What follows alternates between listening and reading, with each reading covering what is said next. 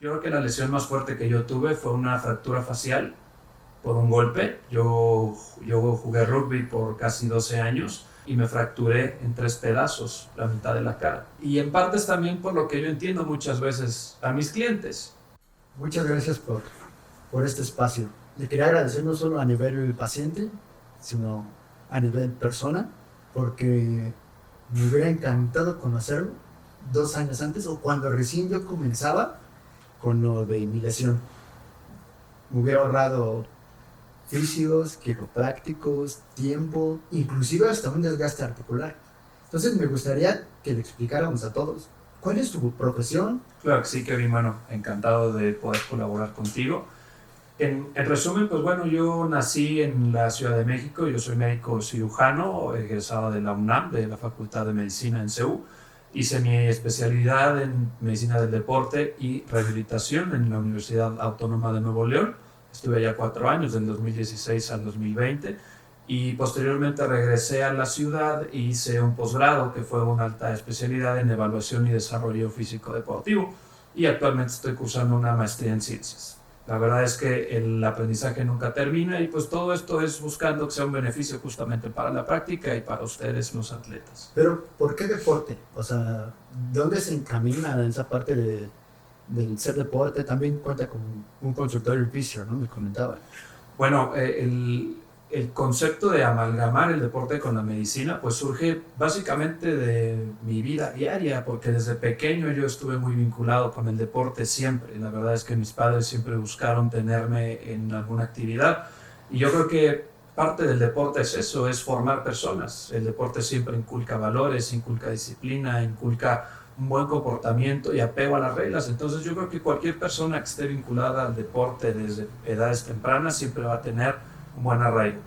Y pues yo creo que la especialidad que yo escogí conjuntó mis dos amores, mis dos pasiones, que era el deporte y la medicina. Medicina del deporte, no podemos pedir más. Desafortunadamente, como tú lo dices, ¿dónde están los médicos del deporte? No los conocemos. Y sí, eso es un problema actual, y no solo en México, sino en el mundo. Somos muy poquitos. Y aparte que somos pocos, la gente no sabe qué hacemos. Piensan que solo atendemos futbolistas profesionales o que estamos nada más en los mundiales de fútbol. Pero no. La verdad es que el enfoque que tenemos es muy amplio y es para toda la población, no solo para el deportista profesional. Sí, yo creo que a partir de los últimos 2 años, un año, es que comienza todo este auge del médico del deporte, ¿no? Por si yo crecí con el huesero. Entonces, que hubo un dolor, descánsate un mes. Y si en un mes no vas con el quiropráctico. ¿Cómo usted siente que viene toda esa ola de fuerza a nivel profesional en los últimos años? Bueno, esa es una cuestión social y cuestión cultural que tenemos en México, que siempre vamos a lo que tenemos más cerca o a lo que nos recomiendan. Entonces, es una falta de conocimiento, porque finalmente no tenemos las herramientas cerca. Te pregunto yo, cerca de tu casa, ¿cuántos médicos del deporte conoces? No. Y cerca de tu casa, ¿cuántos fisioterapeutas o cuántos quiroprácticos conoces? A lo mejor más de uno. Sí. Entonces, el alcance es un factor. No lo tenemos cerca porque somos pocos. Entonces, ese es el primer punto, saber que existe. Y justamente sabiendo que existe, saber con quién tengo que ir primero, que ese es un dilema. Primero con el fisio, o primero con mi entrenador, o primero con el doctor. Entonces, aquí yo te diría, todo tiene que partir de un buen diagnóstico. Si tu fisio es capaz de diagnosticar, de detectar el problema y saber qué es o qué está pasando, adelante. Ese diagnóstico funciona y ahí se puede establecer un tratamiento. Pero si no tenemos un diagnóstico, es lo que pasa. De repente vamos con uno, con otro y con otro. Nadie sabe qué tenemos, cada quien hace lo que ellos piensan que funciona y se nos alargan los tiempos, se complica la lesión y todo se vuelve más complejo. Entonces, todo tiene que empezar de un buen diagnóstico, sea de un médico o sea de cualquier profesional enfocado en deporte. Porque como paciente, pues no sabemos pues quién nos diagnostica y si lo está haciendo bien o no. ¿Qué recomendación directa sería para alguien que sufrió una lesión o que siente alguna molestia que no le permite realizar bien el ejercicio, su actividad física? Entonces, ¿con quién me acerco? ¿Con el fisio? ¿Con el traumatólogo? Porque también existe como la otra parte profesional, ¿no? Del ortopedista, con el médico del deporte, porque uno se lesiona y está en cero. De repente dice, bueno, voy con el médico general, pero el médico general a mí me tocó de, no, Kevin, jamás vas a volver a jugar fútbol, ¿no? O sea, olvídate porque ya no vas a poder. Entonces, ante esa respuesta, pues yo me vi obligado a buscar más áreas, porque dije, no, ¿cómo voy a dejar de hacer lo que me apasiona? Claro. Entonces, ¿cuál sería el primer tip que le podamos dar que usted ya no ve con él? Porque él te va a dar un diagnóstico correcto. A lo mejor hay fisios muy buenos, pero encontrarlos, yo siento que uno va a la ciega, ¿no? Lo que yo recomendaría aquí, punto número 1, es no confiarse. No confiarse que se me va a quitar, no jugar con dolor, no entrenar con dolor. Entonces, al momento en que yo veo que algo no está al 100, intentar bajar un poco el ritmo, no seguir al 100. Si a pesar de que yo baje el ritmo, quitar volumen, quitar intensidad, descargar un poco y sigue mi molestia, acercarme a recibir atención. ¿Con quién? De primera instancia te recomendaría con quien tengas cerca. Si no conoces quién es el bueno, quién te va a resolver, primero con tu entrenador. Entrenador, me duele, no puedo. El entrenador, si tiene una capacitación, si tiene conocimiento, pues te recomendará, ¿sabes qué? Eso es de doctor. Entonces ahora justamente lo que estamos buscando canalizar, que es vayan con el médico especialista en ejercicio. Yo te diría que ese debería ser la primera instancia. De hecho, en otros países la medicina del deporte está a la misma altura que la medicina familiar. Somos un médico de primer contacto. Aquí en México somos un subespecialista, porque somos muy poquitos. Sí. Pero en otros países el médico deportivo y el médico familiar están a la misma altura. Entonces, que no nos dé miedo ir con el médico del deporte, sea un niño, sea un anciano, sea un adulto, sea lo que sea. Si está relacionado con el ejercicio, vayan con el experto en ejercicio. Y que ese experto en ejercicio haga una valoración inicial y él diga, ¿sabes qué? Esto se puede devolver al ejercicio, esto se debe ir con el fisio, o ¿sabes qué? Esto no funciona, no se puede manejar conservador, hay que ir con el cirujano, porque hay que arreglarlo. Entonces, esa sería la forma de actuar que yo te recomendaría. Ok, bueno, hablando ya de cirugía, existe mucho miedo sobre operar. ¿Qué nos puede decir sobre ese paradigma que aún tenemos, tan bueno que ya aún tengo? Claro, es un tema porque aquí entran cuestiones éticas, entran cuestiones económicas y a veces también de no saber, porque quieras o no, una persona que no es médico y acude con un profesional de la salud y recibe una opinión, asume que sabe, asume que es experto y desafortunadamente se ve muy común que se tomen malas decisiones, que se hagan cirugías sin ser necesarias o sin dar el beneficio de la duda. Muchas lesiones, si las dejamos evolucionar y las manejamos de forma conservadora, pueden evitar ser operadas. Muchas veces una cirugía innecesaria puede llevar riesgos, puede llevar efectos secundarios que no se tenían en un inicio, entonces no es tan sencillo. No es ponerlo en un tabú, la cirugía no es mala, hay lesiones que se tienen que operar, fracturas que se tienen que operar, lesiones de ligamento que en ciertos casos se tienen que operar para poder seguir haciendo ejercicio, hay otras que no. Vuelvo, hay que ir con el experto. Por eso, hablando de fútbol, ¿cuál sería la operación como más común y cuál sería como el proceso debido para una rehabilitación correcta? Porque muchas veces dice, bueno, se hablaba de que es que a mí me operaron, pero me dejaron 2 meses sin hacer nada. Y otros dicen, no, pues yo a la semana ya te tendría en bicicleta, haciendo actividad para comenzar a fortalecer. Uno como paciente, ¿cómo puedo dudar de que si es bueno o malo, hacia dónde voy? Luego, aparte, con todo el miedo de que trae la lesión, a nivel psicológico, a nivel rendimiento, pues uno ya está abajo. Queremos como ese apoyo, ¿cómo podemos como que confiar, decir, estas son las típicas red flags de que aquí no, o las green flags, ¿no? Correcto. Aquí tenemos varios puntos.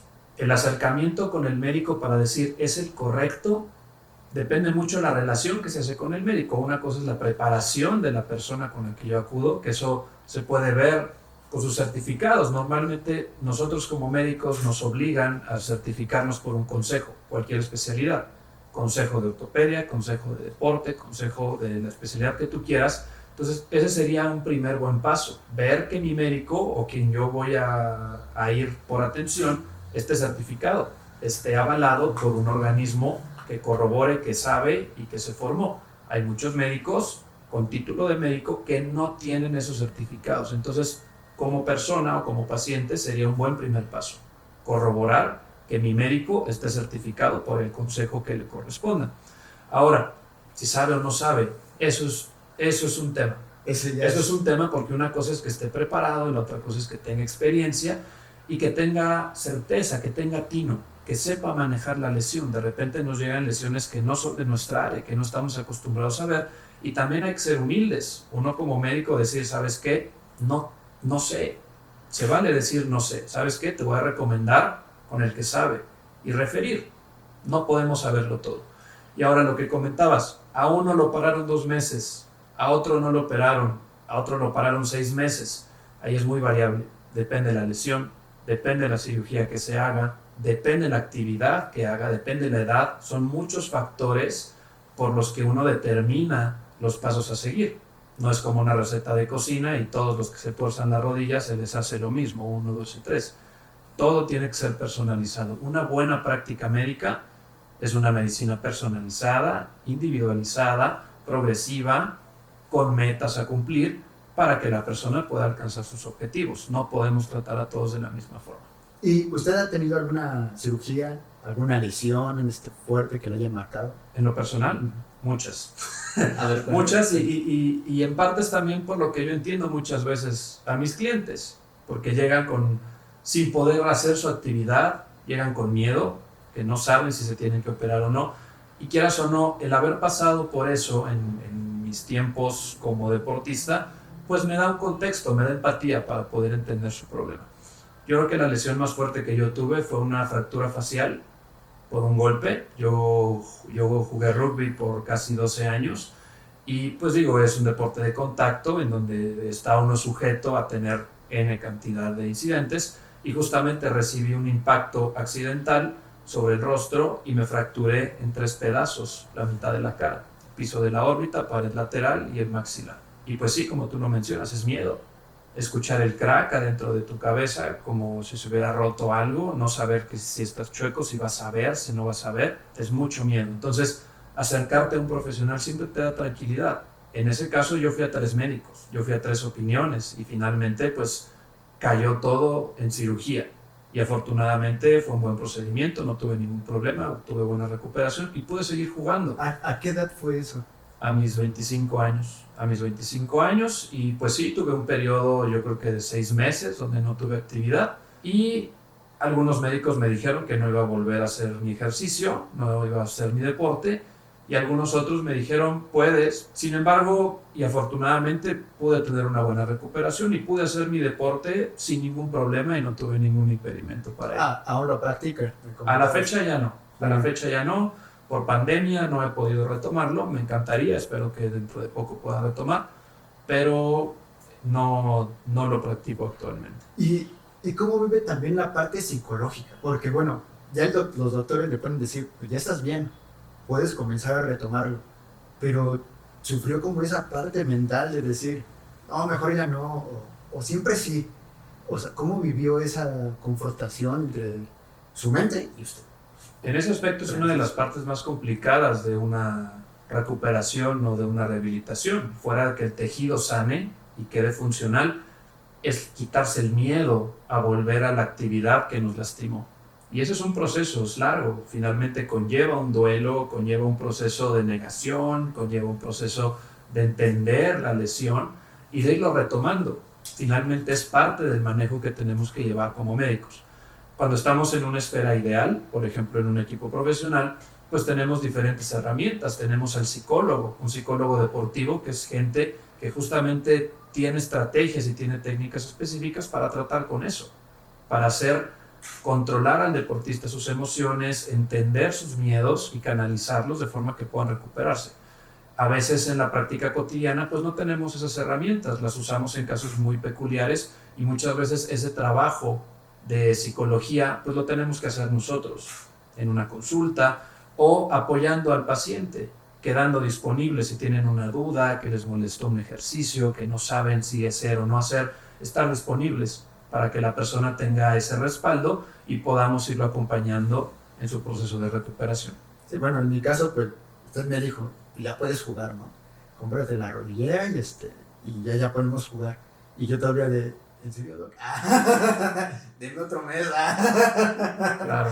Entonces, o sea, todavía siento como esa parte, igual ahorita ya no, porque he estado haciendo los ejercicios que me comentó desde el inicio, me siento más fuerte, pero cuando usted me dio el SIGA, o sea, yo sí sentía esa parte de, no, como que todavía está esas secuelas, ¿no? Psicológicas que no se pueden ver, ¿no? Al final no es cualitativo que salgan en una radiografía.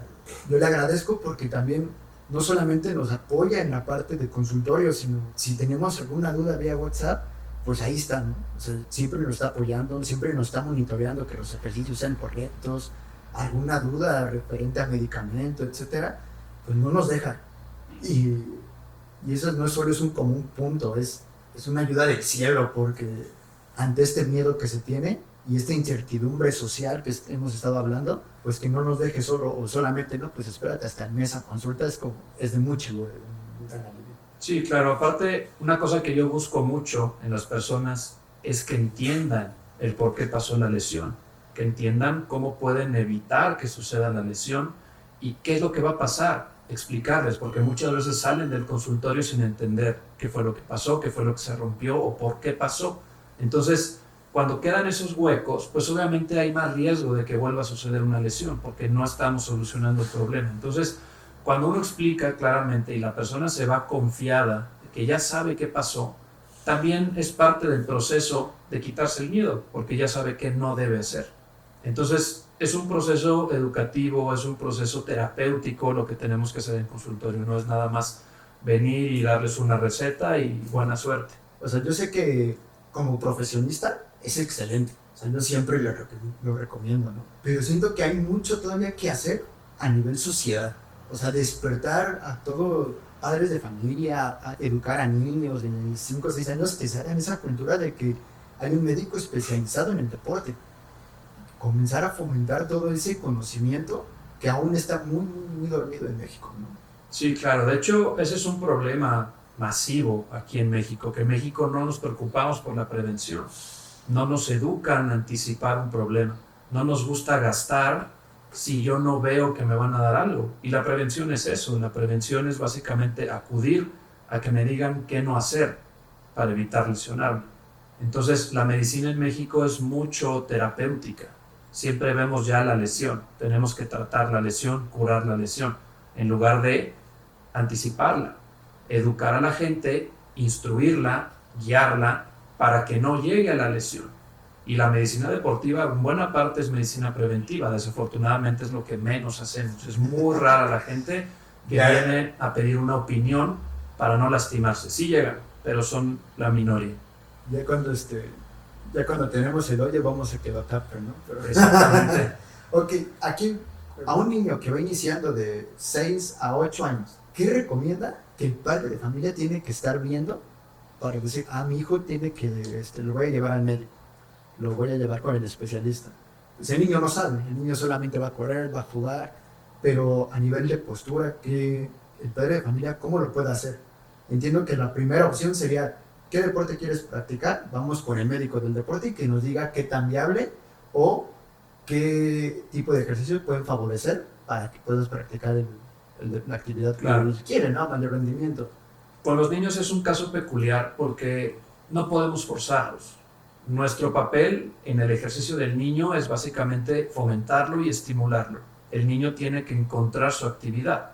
Pasa mucho que el papá quiere que haga un deporte a fuerzas, dígase fútbol americano, y a fuerzas queremos que el niño vaya. Si no es una actividad que le gusta al niño, eso va a terminar mal.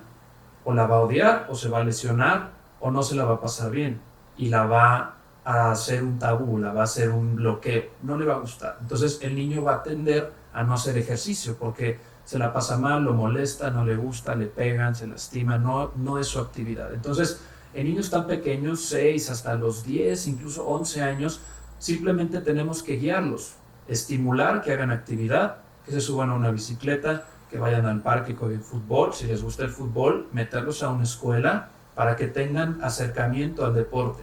Se vale que de repente el niño ya no quiera ir al fútbol. Ok, ¿qué actividad quieres? Tal, vamos. Ofrecerle las herramientas para que él vea para qué es bueno, qué le gusta, dónde encaja.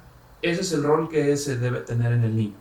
Ahora, sobre la actividad, ver que tenga una buena ejecución. Primero, que el instructor o el entrenador sea una persona preparada, que tenga un programa, que tenga una secuencia, que tenga un calentamiento, que haga un trabajo grupal, que promueva los valores. En los niños es muy importante que entiendan el concepto del deporte, que no es nada más ir y jugar, sino Sí, es ir y sí. ser compañero, es ir y ayudar, es ir y hacer un rol. Sí, ahí se crean bases sólidas para Exactamente. desenvolverse en la sociedad, ¿no? Si uno como padre ve que el deporte nada más es ir y que todos hagan lo que quieren en desorden, pues eso no es deporte, eso es actividad física, eso lo pueden hacer en un parque.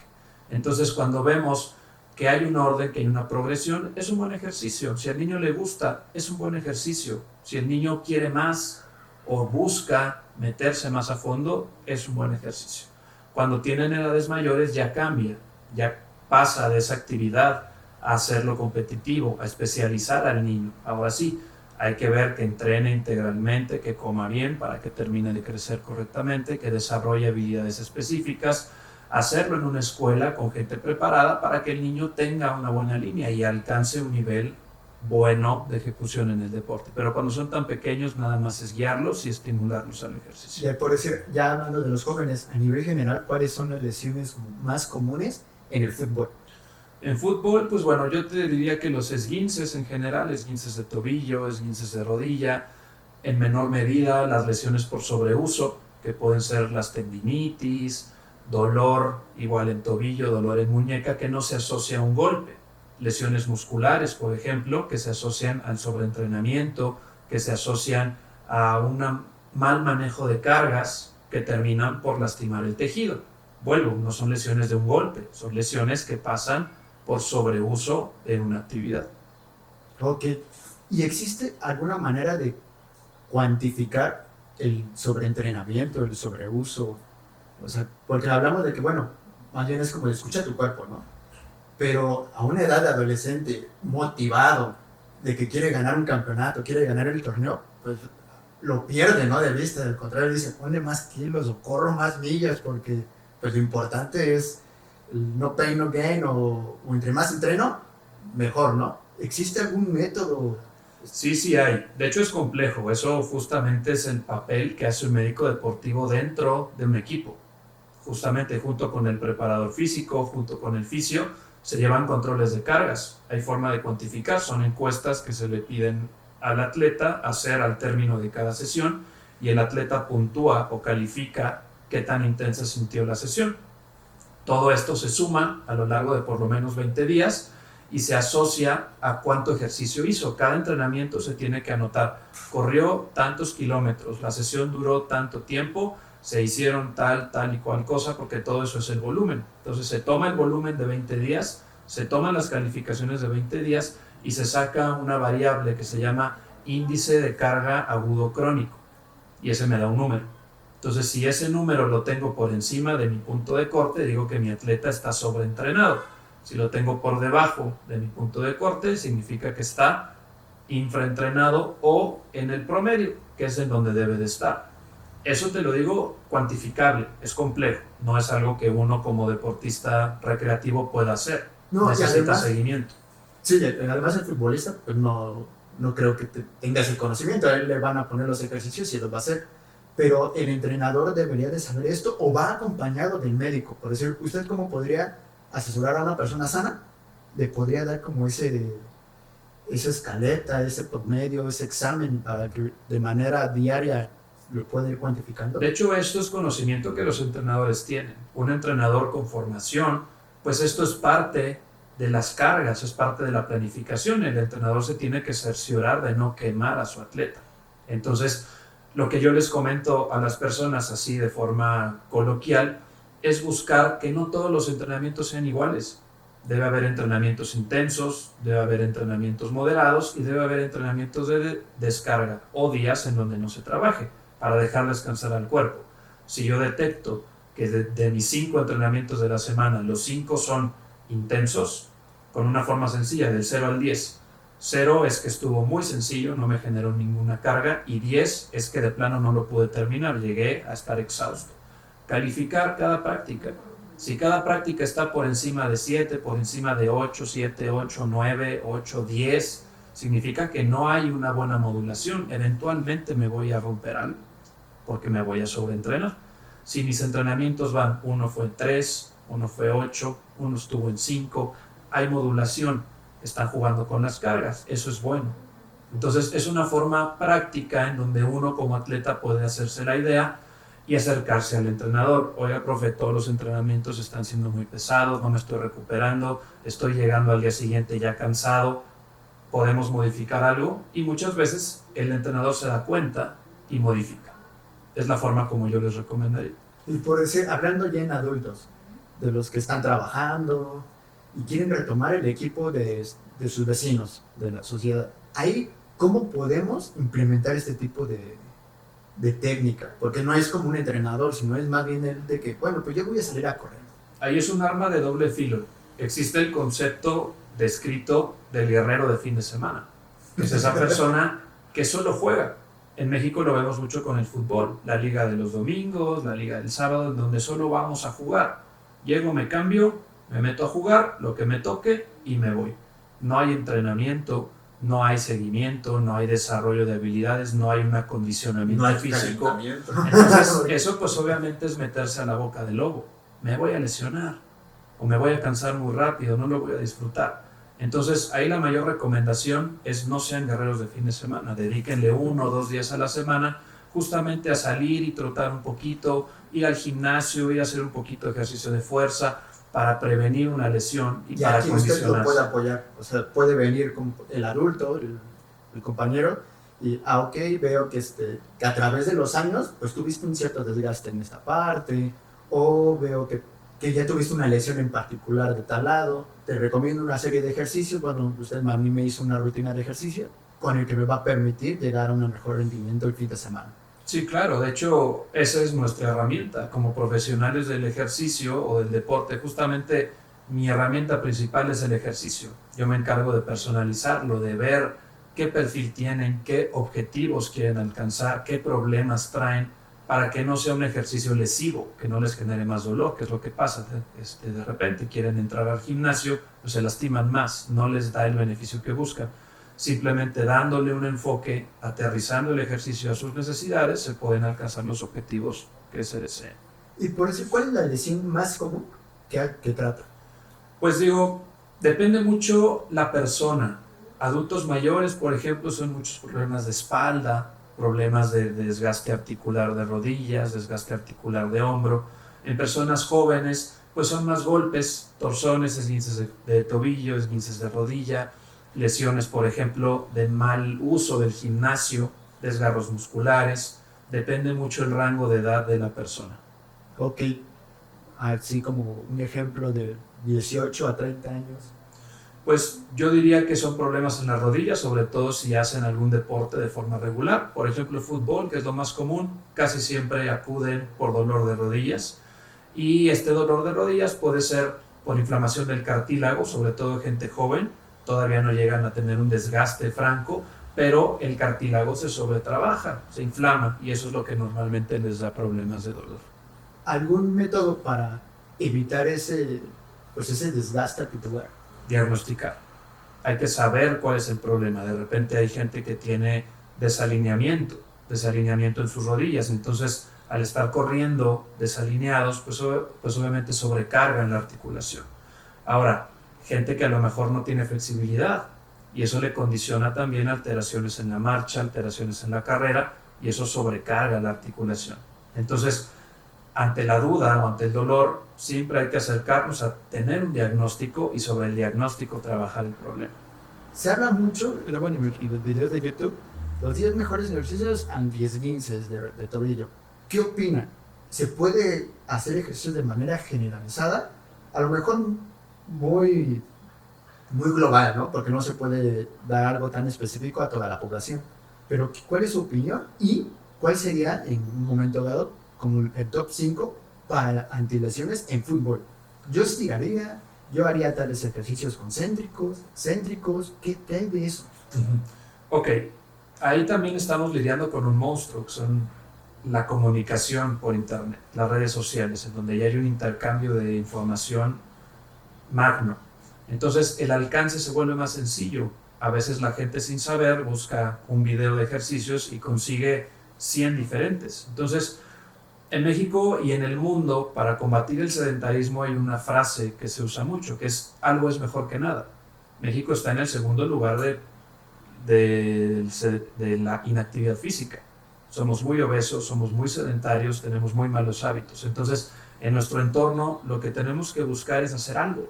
Entonces, de buscar un videíto y empezar a hacer cosas que a lo mejor no son las ideales para mí, pero me hacen generar movimiento y hacer ejercicio, eso es mejor que nada. Es mejor que quedarnos esperando que solito sane o quedarnos esperando que algo suceda y me haga mover. Entonces, algo es mejor que nada. Idealmente, como lo comenté, dejar un tratamiento con ejercicio debe ser personalizado, debe ser individualizado, debe haber una revisión, debe haber un diagnóstico y dejar la prescripción. De forma general, como me lo preguntas, para fútbol, yo te recomendaría que el trabajo que se haga debe contener ejercicio de fuerza para tren inferior, para espalda baja, para abdomen, fortalecer mucho el centro del cuerpo. Debe tener ejercicio de resistencia aeróbica, debemos tener una buena condición, trote, bicicleta, nadar, de forma que el cuerpo tenga capacidad para trabajar. Debería tener ejercicio excéntrico, en cierta medida, parte del ejercicio de fuerza debe ser excéntrico para proteger los tendones, y debe haber ejercicio pliométrico, que es el ejercicio de explosión, donde estamos poco tiempo haciendo apoyo y hacemos una contracción rápida. Eso me va a proteger mucho de las lesiones de un desgarro muscular, una ruptura tendinosa, porque fortalece justamente estas estructuras que se usan mucho en el fútbol. Y por decir, ¿qué sería lo excéntrico? ¿Y en qué beneficia? El ejercicio excéntrico es cualquier movimiento que yo genere de contracción muscular, doblar el codo, por ejemplo. Mi músculo tiene una fase concéntrica, que es cuando se acorta, y una fase excéntrica, que es cuando se alarga. Entonces, justamente para beneficiarnos de esa protección que genera el ejercicio excéntrico, tengo que trabajar más tiempo en esa fase, o sea, al relajar. Poco tiempo al contraer, mucho tiempo al relajar. Y esto lo podemos hacer en cualquier músculo del cuerpo. Pero sí, en el fútbol los isquios, ¿no? Es como una parte que muchas veces se olvida en el entrenamiento de fuerza. Ahí ¿conviene trabajarlo de forma excéntrica o...? Sí, claro. De hecho, no es solo trabajarlo en excéntrico, es nada más incluirlo dentro de mi programa de trabajo. Y sí, los isquiotibiales son de las estructuras que más problema dan en cualquier deporte, sobre todo los que involucren aceleración, los que involucren saltos. Los isquiotibiales son de los músculos que más se suelen lesionar y en los que más atención tenemos que poner para prevenir una lesión. En adultos, algunas posturas, no, en adultos y niños, porque existen posturas como cuando se siente un niño con las piernas dobladas en el pasto, o el adulto en la oficina con los pies en L, por así decirlo, pueden afectar un rendimiento deportivo. Puede haber un desgaste a través de 10, 15 años. ¿Qué tipo de posturas recomienda o hábitos? Bueno, más bien en adultos ya sería como quitar esos hábitos porque ya estamos hechos, ¿no? O sea, ¿qué tipo de errores más comunes usted ve en este tipo de personas? De hecho, tocaste un punto, que son los niños, que es en donde más atención se tiene que tener, sobre todo en periodos de crecimiento.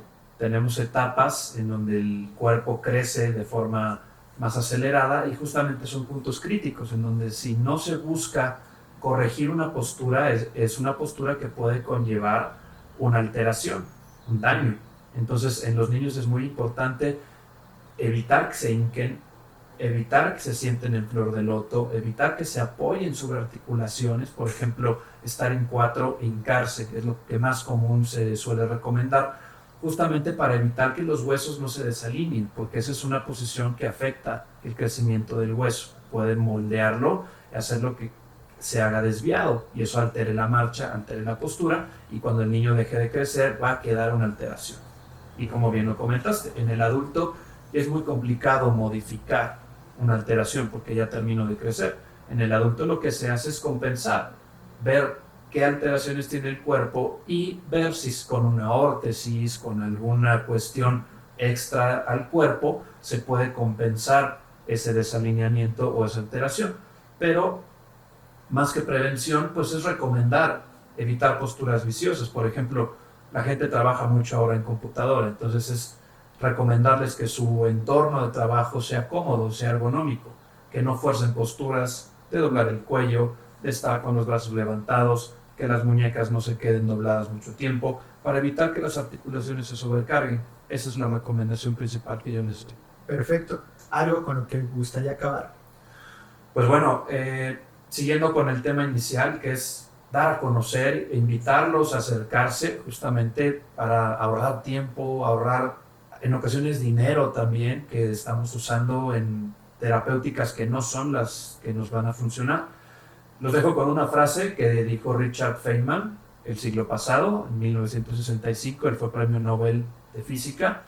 Dijo, no detesten la duda invítenla, que sea bienvenida y que sea debatida.